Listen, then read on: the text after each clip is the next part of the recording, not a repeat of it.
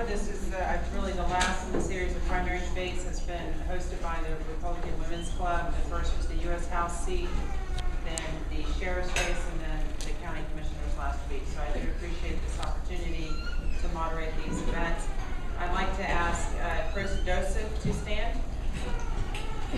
He is a U.S. House Representative 1 candidate. Sorry, I just lost my train of thought. So please feel free to talk to him afterward. He's got material there. Are there any other candidates here other than Representative Hill? Okay. Representative Broxson was unable to attend today. However, his daughters Jill and Julie are here, so please feel free to speak to them afterward if you have any questions for him or anything that you would like for them to tell him. So we are ready to begin. So Representative Hill, if you could please come sit at the front. Again, I do ask that you just keep the noise to a minimum since we do not have microphones. Any recordings, I just ask that you record it in its entirety and post accordingly. It's okay if I stand, or do I need to get the microphone? Microphone's okay. Here.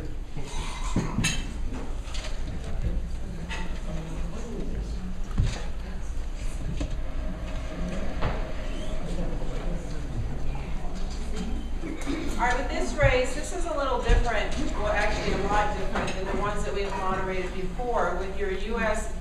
Seat that Jeff Miller is vacating, there was no incumbent. So all the candidates were asked questions that were specific to the seat itself in the U.S. House.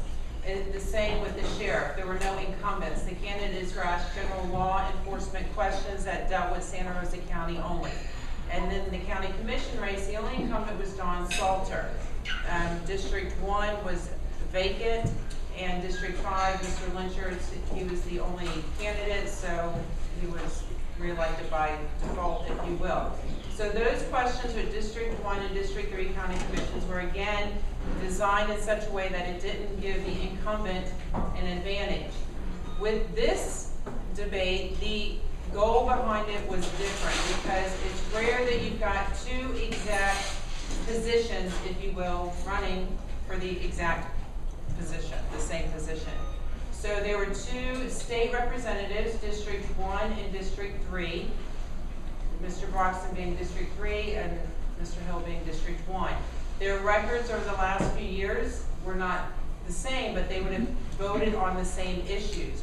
So what I had done is just chose several votes that they cast, and I was going to ask them about that because my belief is the best indication of future behavior is past behavior. So I only would have stuck with the time that Representative Broxson was, or Representative Hill was elected, because that's the time that they were in the House at the same time. So, however, Representative Broxson is unavailable, but I'm going to ask Representative Hill these same questions, and then he can address some of the issues that have come up with their voting record. And to begin, though, I will ask you, what do you believe is the constitutional role of the Florida Senate and your role as a Florida senator if you are elected? Madam Chair, if I may, I would like to start with some opening comments. No. No?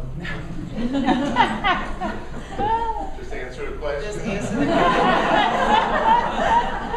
No opening comments. What was the role of the Constitution? What is the constitutional role of the Florida Senate, and what is the role of a Florida state senator? Well, the Constitution is the framework for how we should govern. I like to bring what I call good public policy as I make my decisions on what should be best serving my constituents. And for me, good public policy consists of four things. Number one, is it constitutional? Number two, is it fiscally responsible? Number three, will it fix a problem? And number four, is it morally sound? So I use that first statement, is it constitutional, as the framework for how I believe we should bring good public policy. And the reason why I start off with the Constitution is because we have a legacy of military service in my family. My grandfather served in the Army, infantry, World War II. He was part of a brigade called the Harlem Hellcats, which served with the French brigade. And at the end of the war, they were awarded the nation's highest honor, the Cross de Guerre, for their service. My father served in the Air Force 26 years, and he served in Vietnam.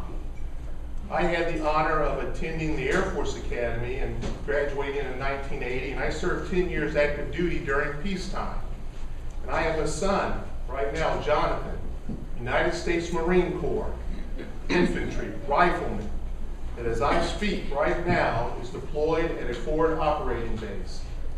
So that legacy of military service, each one of us said the same oath to this document, our Constitution.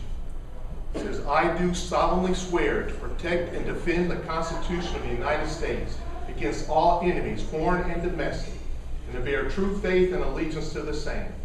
And I took that oath without any mental reservation or purpose of evasion. And any military veteran who is here, who has just heard my voice, you will recognize that once you completed your service, no one told you you were no longer bound by that oath. It is a lifetime commitment. And I also said that oath when I had the honor of being elected as a House member, a very similar oath, to protect and defend the U.S. Constitution and the Florida Constitution. So because of that, that is the framework for how I make all of my decisions. And should I have the honor of being selected into the Florida Senate, be able to use that as I make my decisions to bring you what I call good public policy. Those are my opening comments. Any comments?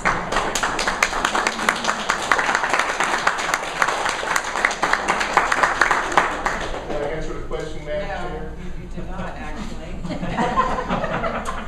Say it again and I will answer. No, you get one shot. Okay. For these next four, if you could keep your answers succinct, that would be good, because I will open it up to the members. Will do, Madam Chair. No rambling. Because I will cut you off next time. Yes, ma'am. Okay. All right, House Bill 225, All-American Flag Act. It was sponsored by Representatives Cortez, Campbell, and others. The bill required all United States and state flag purchases on or after January 1st, 2016 by the state, a county, or municipality for public use to be made in the United States entirely from domestically grown, produced, and manufactured materials. This did pass the Senate and the House, but you were one of the two who voted nay. Can you please explain your vote? Yes, I voted no because I believe in the free market. I don't believe government should dictate who should buy what products and at what price. And the reason why I believe in a free market is because when you dictate to a state agency that you must buy these American flags, let's say from West Point Peppermill, a very great organization, and when that location, that business knows that you must buy it from them instead of, let's say, from Canada. Canada is going to sell the flag to you for $3.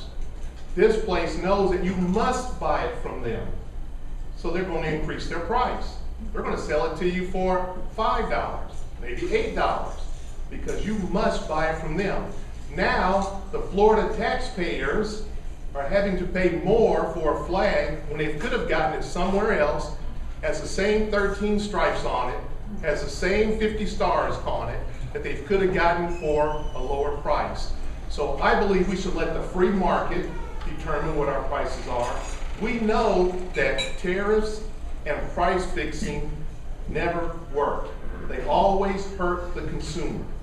We should let the market instead determine. Now, my own flag, that when that day comes, the good Lord calls me home, and I'm going to be buried out at Barrancas, and they put a flag over my casket, I'm going to tell my wife, make sure it's an American-made flag. Right.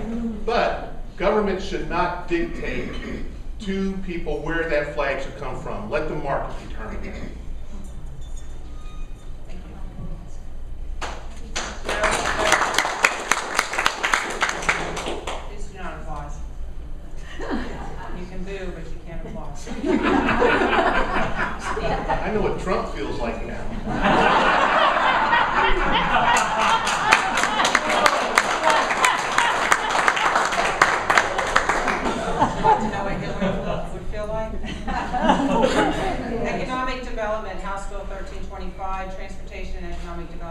Appropriations Subcommittee is where this bill came out of or went to before it was voted on. Economic development is the state and local communities in partnership improving their investment climate and business environment to enhance competitiveness, retain jobs, create jobs, and improve incomes. The state undertakes economic development through a number of grant, loan, tax refund, and tax credit programs. Some are contained in statute under the following statutes. The bill modifies economic development definitions, processes, and administrations. You voted no. Please explain why. That is known as the Enterprise Florida Initiative. And originally, I supported that bill. One of the board members of Enterprise Florida came to me and explained to me, Mike, the way this program works is that every dollar we give a company to attract them into Florida, they have to match it 1-to-1. So if we give them 10 million, they have to bring in 10 million. Also, he explained to me that it was a 5-to-1 return on ratio, that whatever we would give them, we were going to get 5 times that amount back. And also, if they were to leave the state before they could not complete their contract of hiring so many people and that return on investment, they had to give our money back. Well, that all sounded good to me. I said, that's a win-win situation. Sure, I'm all for it. Great. Can we put your name on a news release that you're supporting Governor Scott's Enterprise Florida Initiative? I said, absolutely. So that was last fall sometime, and it went out. So we go into session now, and as you come into session, the bill comes before you, you start studying the bill. And what I found was that it was not a 1-to-1 match, that the Florida taxpayers were footing it at 91%. I also found that it was not a 5-to-1 return on ratio, it was 3-to-1, and it was self-reporting by the company. In other words, the fox guarding the hen house. Also found that there was no teeth, that when companies left, and they have left Florida after we gave it to them, that once they left, we had no teeth to get our money back. They would leave, we would say, hey, you broke the contract, we want our money back, and they would say, send us a bill. So when I learned all that, there was no way I could put Florida's taxpayers on the bill for this program, and I voted no for it. And in fact, most of the conservatives in the Florida House voted no for it also. The only way that bill was able to pass were that those who weren't as conservative combined with a number of Democrats, and it passed. However, the incoming Speaker of the House was also the Appropriations Chair at the time, one of the good conservatives, zeroed out their funding. So the program is gone. I knew it was going to be gone even before I voted for it, so I voted no because I wanted to save the taxpayers that burden. The General Appropriations Act of this year, HB 5001.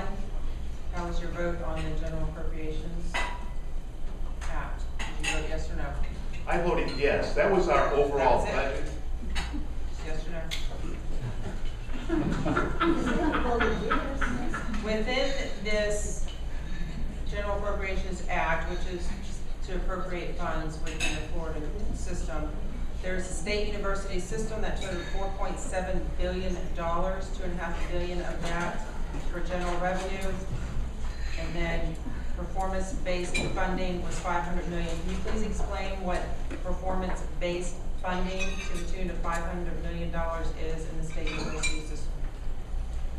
Yes, that budget of $82.3 billion, which was passed this past session, I thought was a very responsible budget. We were able to fund education at its highest level in Florida's history. We were able to set aside $3 billion in reserves. We also did almost $500,000 in tax cuts to our citizens. In fact, over the past 2 years, we've given $1 billion back in tax cuts to our citizens. That does not happen by accident. That's when you have a conservative legislature with a conservative governor making a conscious decision to manage our fiscal policy in a conservative way. And that's why we're able to take care of our citizens and also to give money back to our citizens. Now what's interesting is that Florida is now the third most populous state in the nation. I'm answering the question, Madam Chair. It's the third most populous state in the nation with 20 million people. We just overtook New York. New York, with the same number of people, their budget that they just passed was $147 billion. So we're almost half of theirs. So your first thought might be, well, they must be providing more for their citizens. And that's not accurate. If you look at every metric of which we are measured, Florida is in the top 5 consistently, and number 1 or number 2 in categories such as job creation and returning taxes to its citizens. So again, it's not by mistake that that happens. It's a conservative legislature. That $500 million for education incentive, is that what it was called, Madam Chair? Performance-based funding within the state university system. Performance-based funding. That was an incentive to our universities, colleges and universities, to make sure that the graduates, when they graduate, have a job. So it's more than just, okay, you get this 4-year degree, go get them. These colleges and universities now have an incentive that with your degree, we're going to help you find employment. So the more of the graduates that have jobs after graduating, the more incentive that they will receive out of that $500 million, which I think just simply makes sense. That it's not going to school just as a social program to have the experience. It is so that you become a working member of our society and contribute to it. You said you believe in the role of the free market, so therefore is it the role of the state via the colleges to find graduates jobs? If they choose to go to a university and take major in an area that does not guarantee them a job, why would that be the state's responsibility via the colleges to ensure that they find one? Well, if that is not the responsibility of private colleges and universities. However, state colleges and universities, state-funded colleges and universities that are receiving taxpayers' money, this would make sure we get a good return on our investment. That we don't want our children just going to college, graduating, and laying out on the beach because they can't find employment. That instead, because it is a state-run institution funded by the state, that the state should help make sure we have good results from that. Isn't that the student's choice to choose what they take and then to choose if they want to lay on the beach or get a job? I understand the state funded, but doesn't it go back to individual liberties? Absolutely, absolutely, Madam Chair. It is the student's choice. The college or university can simply attempt to help them find a job. If they don't want to take a job or they don't like the job that the colleges say, hey, we found one for you, then they have their choice to go somewhere else. However, should they do receive that assistance and get a job, depending on the percentage of students that are graduating and receive a job, will depend on the amount of incentives that college would receive. So if they're not able to help them make that choice, and the student says, I want to lay on the beach, that's fine. That university just won't receive as much of an incentive as another university or college that was more successful with them.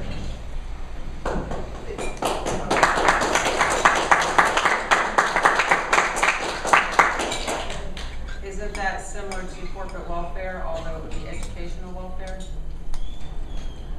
I would have to reject the premise of that question, Madam Chair. I don't see those two being the same. The premise of the question is you are using money to incentivize an organization or college to do something that the state wants.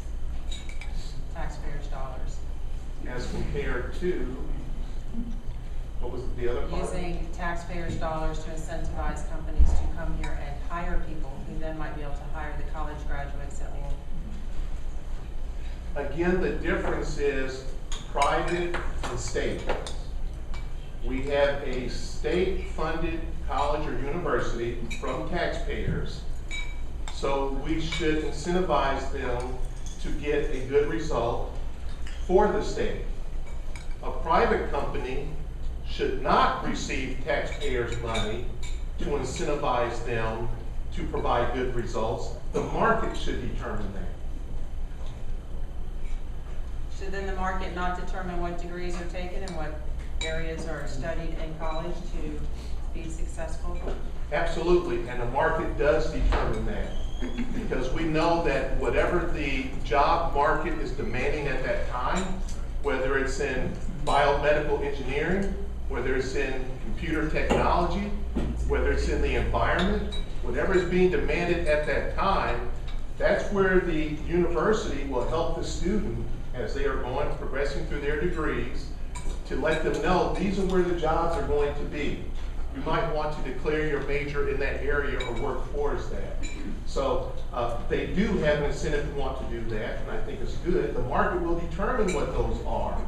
On the other hand, when there is a private industry, let's say a Hollywood movie studio that wants to come to the state and do their filming, then they should come here knowing that by doing so, they're going to make a profit. It should not be that they're going to come here because we're going to give you money if you come here, and you're going to spend money here, which, by the way, is only temporary. Eventually it goes back to Hollywood. It doesn't stay here. So no, we should not be giving them money to attract them into the state. The market should determine whether or not they're going to be successful. House Bill 25 in 2014 died in committee. When a bill is sponsored and submitted, it goes to a committee first. If it dies in committee, if it doesn't receive a hearing or if it's a no vote, then that's the death of it. That's the short version of how a bill becomes a law. It was, you were accused of not supporting it. It's a bill that prohibited the State Board of Education from continuing to implement the Common Core standards until certain requirements were met. Would you care to explain why you did not sponsor, co-sponsor, or support that bill?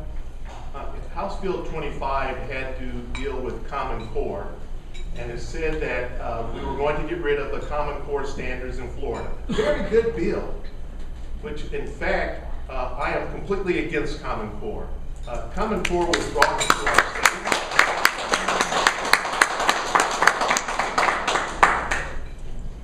Thank you.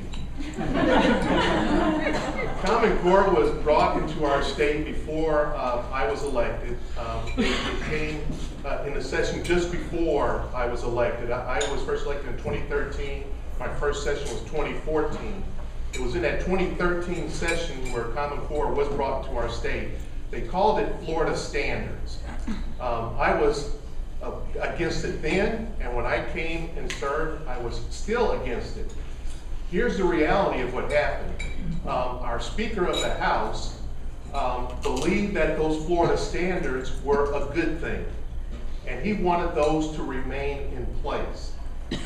Debbie Mayfield, Representative Debbie Mayfield, brought her very good bill, House Bill 25, to the floor, or filed that bill to get rid of Common Core. The Speaker of the House made it known to all House members that it was not going to see the light of day because he thought the Florida standards were a good thing. It was not going to see the light of day. It was not going to get a committee hearing. So you had to make a choice then. I had a number of bills that I thought were very important that had to get passed. If you thumb your nose at the Speaker on an issue like that and say, I'm sponsoring it anyway, I'm going to co-sponsor it, and I'm going to vote for it should it come to committee, you can guess what's going to happen to your bills. They may not get a committee hearing also. And so since I knew that the bill was not going to see the light of day, and it did not, I did not put my name on there as a co-sponsor. I just thought that was a wise move. Sometimes you have to play the political game to get things done.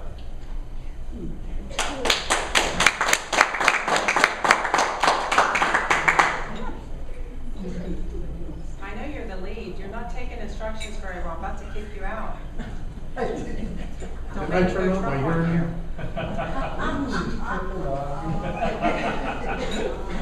How would you, or do you think that the Florida amendment or the Florida Constitution and the amendment process is the proper format for legislative issues such as the proper care and handling of pregnant pigs, the Florida classroom size, or medical marijuana? And if it is not the area for those legislative issues, how would you change it so that our Constitution is not amended or sought to be amended every election? Thank you for that question, Madam Chair. We have 2 amendments on our ballot coming up for this election cycle. One is Amendment 4, which says that if you put solar panels on your homes, that the property appraiser cannot raise the value of your home and thus increase your taxes. That's a good idea. I like that idea. However, I'm going to vote no for that simply because it does not belong in our Constitution. I've read the Florida Constitution more than once, and it was a pretty good document until about the mid-'80s. And that's when it started being amended with all this nonsense, as you had mentioned, Madam Chair, such as pregnant pigs and so forth. Those things should be taken care of through the legislative process. But what you find typically are outside organizations. When I say outside, they're not even from our state. Because they see it as so easy to amend our Constitution, they'll bring those ideas here, get it passed, and then go to other states and see, Florida's doing it. Florida's a bellwether state. Why aren't we doing it here? So our Constitution is a very important document, and it should only be amended rarely and for big, important issues that affect the entire state, not just one industry, not just the solar industry, where with technology, it's going to be obsolete in the near future anyway. That you won't use solar panels, or the solar panels that we're using now certainly won't be the ones being used. It's going to be something better, different. And so for something that's going to become obsolete, how can that be a part of our Constitution, which is should last for a lifetime or longer? It should go on and on. So I voted no for that amendment for that reason, even though I believe that your taxes should not go up because you've made improvements to your house by putting solar panels on it. I'm also going to vote no for medical marijuana that's on the ballot this year. We see the disaster it has caused in other states, including Colorado. We can see now that they are making candy-flavored drinks with marijuana and candies and so forth with marijuana, and little children are being rushed to the emergency room. And the Democrat governor of Colorado has publicly stated, I made a mistake signing that into law. If I had known what these ramifications are, I would have not signed that into law.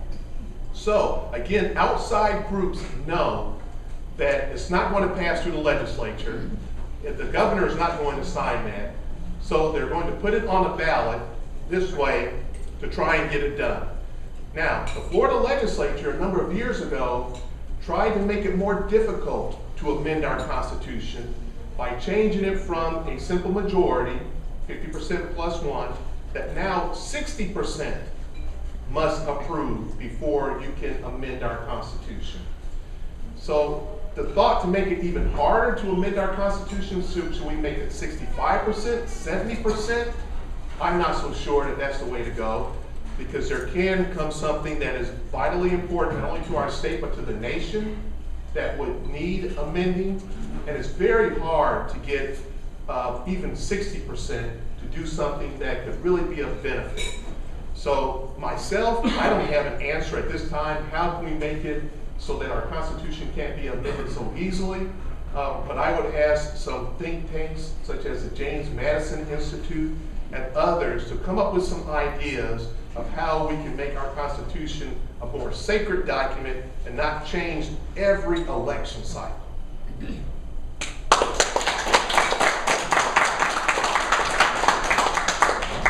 The United States Constitution has a wonderful model where it would take 2/3 of the House and the Senate and then 3/4 of the state. With regards to amending the Constitution in 2012, the majority of the amendments came from the legislatures. So how can you change that? While you cannot change groups that petition to have the Florida Constitution amended, you can work toward changing how legislatures present amendments. such as in 2012, where the majority of those came from Tallahassee, not from outside interest groups. Madam Chair, your suggestion that 3/4 must agree, and then 3. 2/3, 2/3, and then 3/4. I agree. I agree. If we could do something like that with our Florida Constitution, similar to our U.S. Constitution, I think that that is a valid way to go, and that is something that I would be willing to present as a bill should I have the honor of being elected as your next state senator. Well, and since you're in such an agreeable mood, I'll close on this question and then open it up. Nowhere in the United States Constitution does it state parties. George Washington's farewell address cautioned against the perils of parties. And right now we have a country divided on parties, and representatives and senators, state or federal, who are elected based on what they will do for the party.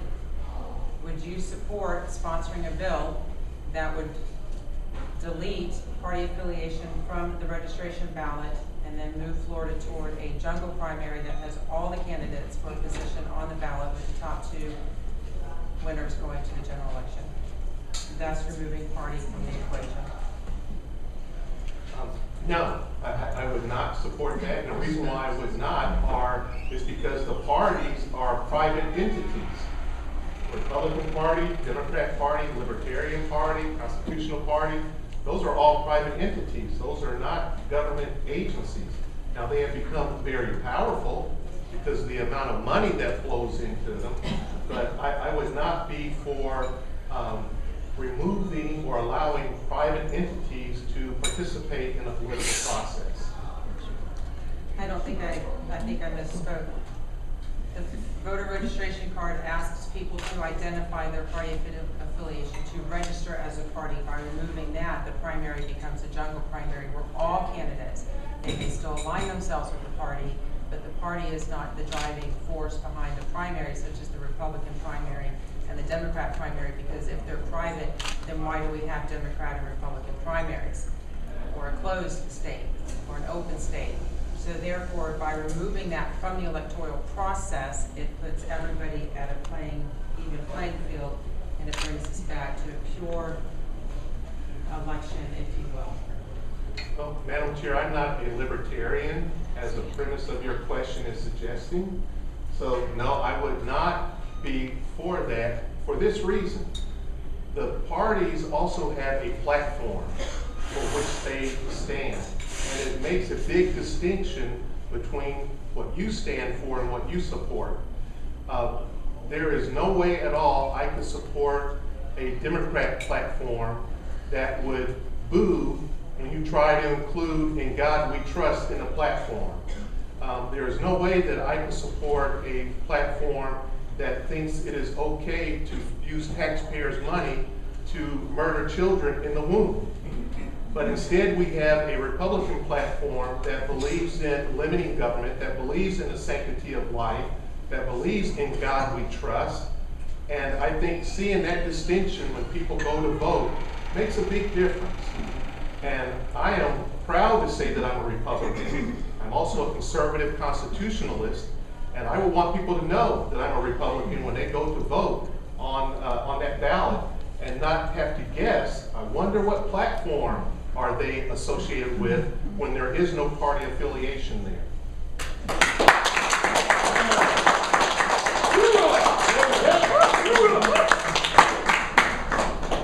Don't throw anything at me, but it also makes it more conducive to a stupid electorate, because then they don't look at the candidates, they just simply look at the party. I will open it up to the floor for questions. I'm offended. You'll be strong. Okay, I have been disappointed in the way this campaign has been run from the standpoint of stressing negatives as opposed to positives. As I understand, you have been too, to a certain extent. What I would like to know at this juncture is, if you try to rebut what's said, then I heard part of it here already, on the voting, like, why did you not why did you tell them you back it and then not back it? We heard you talk about that, and it makes perfectly good sense. You got more information, you voted for it. Okay. Are there any other issues that have been slung at you from a negative standpoint that you would like to address or clarify for us today? Because you come across as whiny when you do it in a commercial of your own. But I'm thinking in this room where we're all kind of friendly and nice, that you might like to tell us why those negatives don't apply. Okay, did everyone hear the question? The question was that the campaign has turned in a negative way, and that some of the negative issues which have been said about me, I've addressed them based on some of the questions. Are there any other items that have been negative about me that I haven't addressed but would like to address now? Because if you try to rebut it in a commercial or whatever, it sounds like you're whining or coming across in not the proper posture. So the only other one I can think of is he says that I'm against the Second Amendment. I've seen that negative piece about me. You know, I'm an NRA member. I'm a concealed weapons permit carrier. I served in the military. You know, so did my son and my family. So of course I'm not against the Second Amendment. I will say this about the Second Amendment. The Second Amendment gives us the right to bear arms. I will say this, the Second Amendment only codifies our right to bear arms. We were born with the right. It's an inalienable, God-given right to protect yourself, your family, and your property with your arms, and to arm yourself to do that. So, no, I thought that was inappropriate to say I'm against the Second Amendment when obviously I'm not. Let's say, I said I was against Common Core because I didn't sponsor that, and I addressed that one. Said that I'm, what was the other one? Oh, that I don't like the American flag. I'm against the American flag, and I addressed that one. I didn't vote for that because I want the market to determine where you buy your flag from because that keeps prices down. Let me think of another one. You see, I don't watch TV, so I don't see a lot of those ads. A big one to me, because of my age, is that you were going to do away with Social Security, which I paid my taxes. That was escrowed until '67 when Johnson stole it to balance the budget. Okay, I haven't seen that one that says I will do away with Social Security. No, I have no authority or power to even touch Social Security at the state level. That's done at the federal level. So, you know, here's the difference between... Wait a minute, Mr. Hill. I'm talking about that as a constitutionalist, that a lot of people, and there's flyers around for the federal jobs up in D.C., that they're going to do away with Social Security. And that the great-grandchildren, it won't be there because it wasn't designed. And it wasn't designed if you go back and read how it was set up. But I paid taxes since I was 11. I got my Social Security form when I was a 9-year-old paper boy. 11-year-old paper boy, and I paid $9. And I brought that when I went to the office to get that to supplement my meager retirement. And as a military guy, I'm saying that they always said that politics is local, and so I just want to know, how do you personally stand on the Social Security for all and so forth? And the widows of the veterans especially.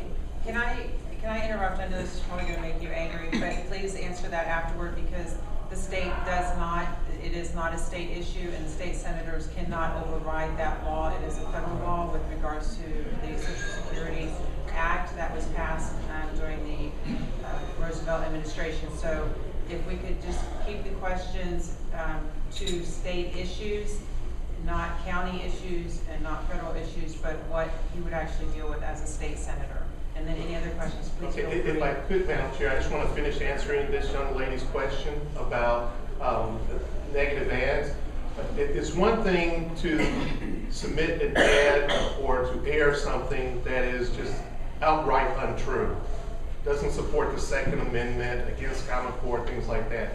It's different if you submit an ad that talks about the actual voting record, such as voting to give Florida driver's license to illegal aliens. I didn't do that. The other opponent, the other candidate did vote for that.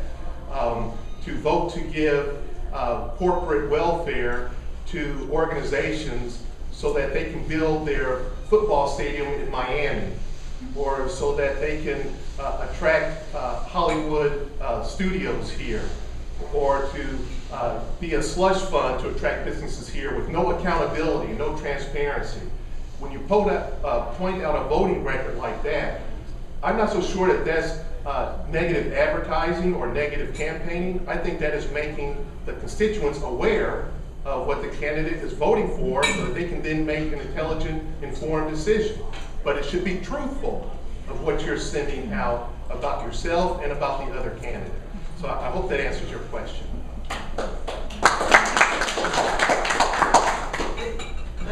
Let me let her ask, and then I'll let you ask the question, please. I have two questions, and they're not meant as a tack, they're meant for clarification so that I can explain what has been said. Did you support funds, scholarship funds for illegal aliens? No, I did not. The question was, did I support scholarship funds for illegal aliens? And I did not. In fact, I went to the speaker, it was the majority whip, and sat down with her, along with Representative Broxson. We went together. We went together in that office and said, we cannot be with you on this vote. It is not right to give in-state tuition to illegal immigrants. We should instead, which I did vote for, to give in-state tuition to military veterans or active duty military, wherever they will be around the globe. When they take Florida schools, they pay in-state tuition. We voted for that, so no, in no shape or form did I vote for illegal aliens to have in-state tuitions. That was a false attack. You had another one? Yeah, I had a second one. Yes, ma'am. And if you could address the questions being thrown at you as far as residents of two primary residents, it seems. Yeah, a homestead exemption in Pensacola, but a living arrangement at the condos in Pensacola Beach, allowing you to run for this office. How do you marry up the two residents? That was a good question. She asked, how do I have two residences and claim homestead exemption on one and within this district? It's real interesting. You are all going to see a press release come out by our property appraiser, Chris Jones. He's going to release it today, stating that there has been no homestead exemption fraud committed by me in this since I've been elected. So you're going to see that. He did a thorough investigation and was able to find legal precedent from an attorney, the state attorney general, saying that you can have your homestead exemption and rent from another location. Now, what you cannot do is claim homestead exemption at both, which is not what I'm doing. And as long as you have a spouse and dependent children living at your permanent residence, which I do have, my primary residence is at another location, then that is perfectly legal and it's perfectly legit according to House Counsel and according to state law. It is perfectly permissible, and you will see a statement, a press release from the property appraiser stating that today.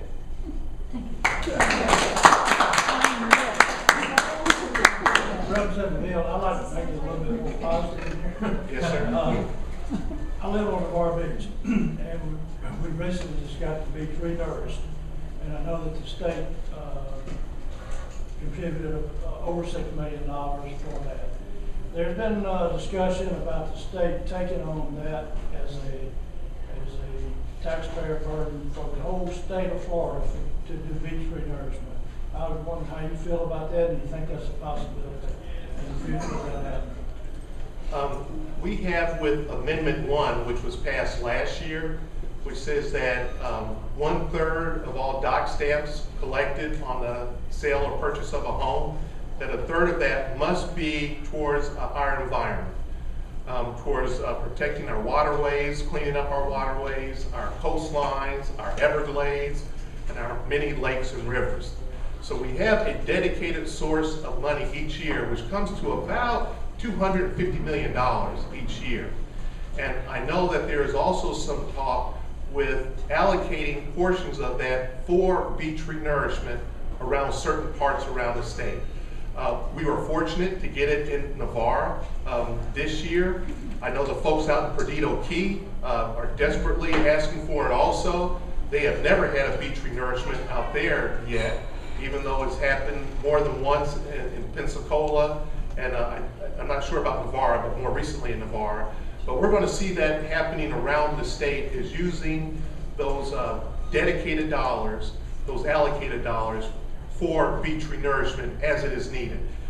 It's going to be important for me, should I be your state legislator, to make sure that I'm that voice, making sure that we get our share of it up here, and it doesn't all go to Miami or Jacksonville or Tampa St. Pete. But then you have someone who can forcefully articulate why we need it here with justification. Got the prettiest features. That's right. I will take one more question, and then I think we've got some association or some membership. Mr. Flowers, since you've already asked one, let's let the young lady there who. I was just gonna ask, why can't they renourish the bay as well as the beach? I don't Well, know. that's a very interesting question, and in fact, I'm working with this organization called Eco Technologies. They are phenomenal. They are going to be coming into our area real soon here at Bayou Tahar to clean it up. Now, the current method of trying to clean up our bayous and our bays and so forth when they get polluted from the runoff and the phosphorus and so forth is to go and dredge all that muck out of there, and then you got to put it somewhere.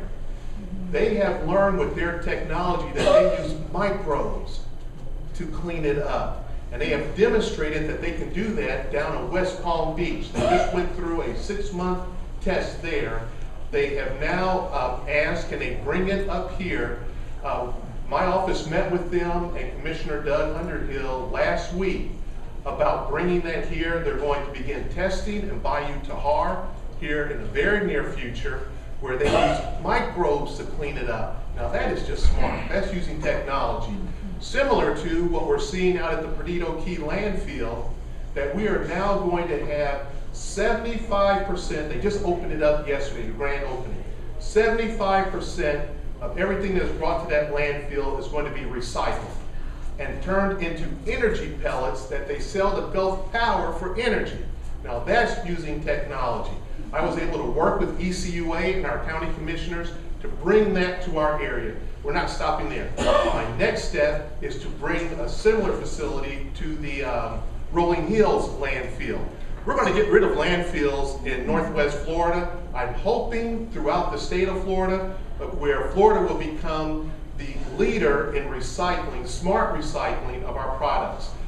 By 2020, they're telling us that there will be no waste put in the landfills. Everything from that ice cream and that cake that you didn't finish is all going to be recycled from construction and demolition debris, and it will all be recycled by 2020, and Northwest Florida is leading that way. The gentleman in the blue. Thank you. Representative Hill, thank you. I'm a small business owner here in Santa Rosa County. Many of us are small business owners here in Santa Rosa County. Many of my family members are small business owners here in Santa Rosa County. You're a small business owner. What are you going to do as senator to help make small business owners have better opportunities for success? We know that small business owners are the drivers of jobs. We know that small business owners are the drivers of our economy. And we know that for us to continue to grow and be successful, small businesses need to be successful. So what's on your agenda to help folks like me be more successful and have less state of Florida in the mix, if you will? That's an excellent question, and that allows me to explain why I came running in that door at 12:01. I was in Milton speaking with a business owner. He's a manufacturer, has a very large business. He does work with a lot of Fortune 500 companies, and he wanted to talk to me about a recent decision made by a judge, which is going to cause worker comp rates to go up by 15% in the state of Florida. Now, this young man has a business with a payroll of $1.5 million. Now, you talk about a 15% increase on that, that is a lot of money. So what we have to do as a legislature is we need to go back, because we've been down this route before, where worker comp rates were too high. It was causing businesses to have to shut down, to lay off employees. So what I'm going to do is go back, sponsor legislation to make sure we roll back that poor decision that was made by that judge to get those worker comp rates back down where they need to be. Not only that, but every time I talk to a business owner, almost everyone, I bet if I asked you the question, you would say the same thing. What would you want out of your government? The answer is always, leave us alone. Just get out of the way. So what I would see to help businesses is, number one, continue to lower taxes. We have a corporate tax rate which I believe is too high in Florida. I know Governor Rick Scott, when he first came into office back in 2010, he said he wanted to get that corporate tax rate to 0 in 7 years.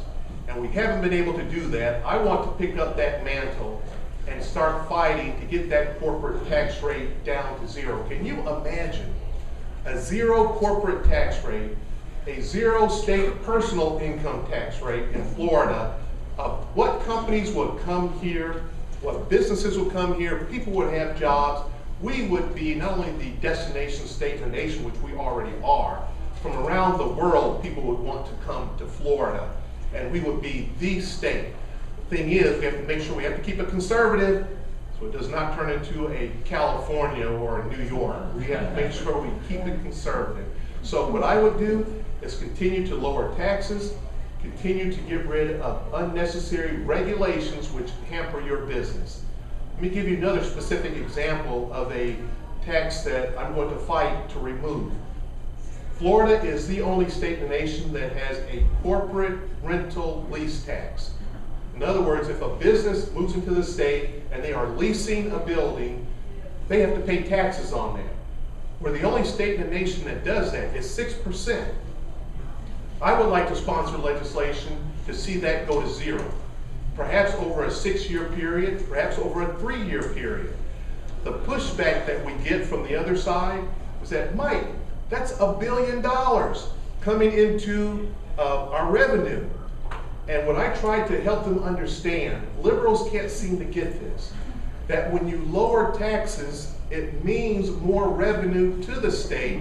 Why? Because more businesses come here, they hire more people, there's more employees, and of course they are taxed on their earnings, and so not on earnings, but there's taxes on that.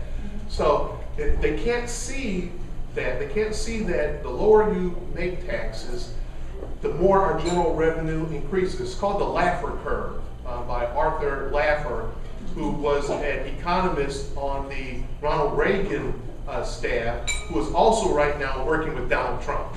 So we're going to see those taxes go back down again, because Donald Trump has surrounded himself with smart people. And then if I may, just one more area is Florida made permanent that there would be no taxes on a purchase of manufacturing equipment. So I went and spoke with our folks up at the paper mill and said, what would it mean to you if you did not pay taxes on manufacturing equipment parts? Because they don't always need to replace an entire drum. A farmer doesn't always need to replace an entire combine, but parts on it they do. The paper mill said that would mean millions of dollars in savings. Now, can you imagine how many more people they could hire, how they could expand their business, how they could do more research and development if they didn't have to pay those millions to the state? And I don't want to hear it from the other side saying, Mike, we can't afford $1 billion cut in our budget. Out of $82.3 billion, and just 2 years ago it was $79 billion, you can't tell me that $1 billion we could take out, put it back in the economy, watch commerce make that grow. That's a good return on investment. We'll get more than $1 billion back.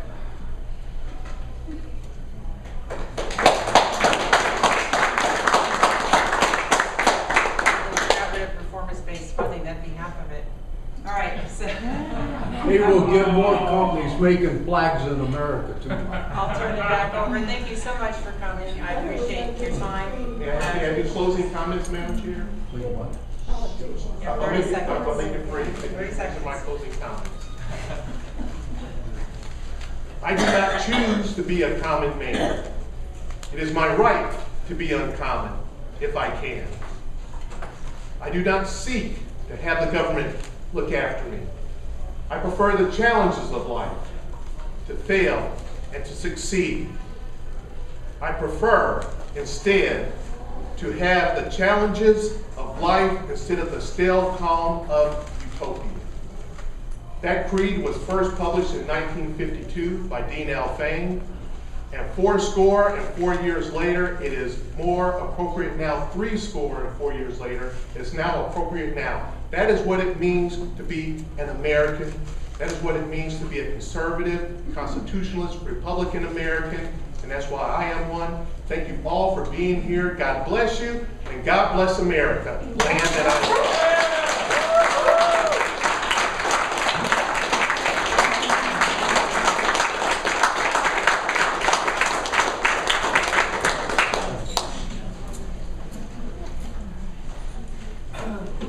Please stay for just a very brief business meeting, and there will be some additional time afterwards for a little bit more mingling and chatting.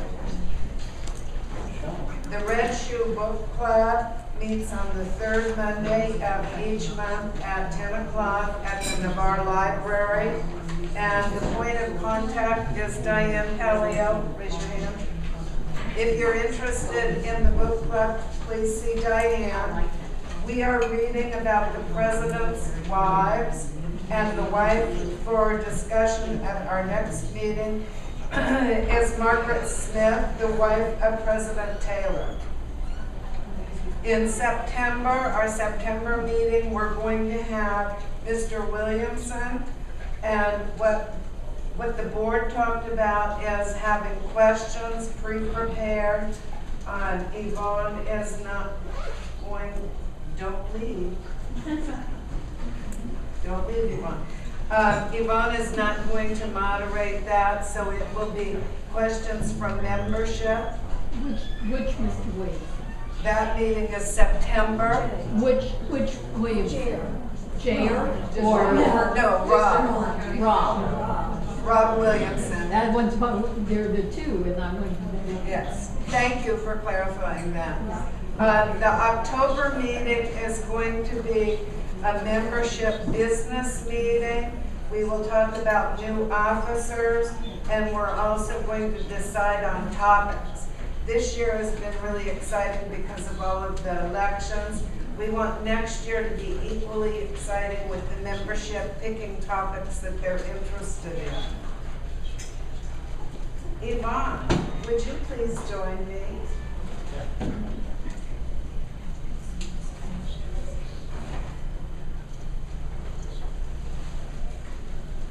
As you know, Yvonne has been willing to moderate for us for a number of different times, and we were so pleased that she was willing to do this. We have a small gift we would like to present. Made in America?